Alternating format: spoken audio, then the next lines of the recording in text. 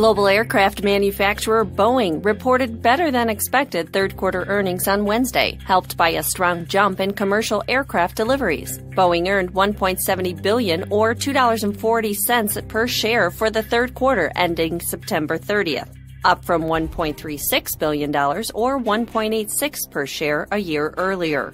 Core earnings, which exclude some pension and other costs, rose to $2.52 per share from $2.14. Analysts had expected earnings of $2.21 per share.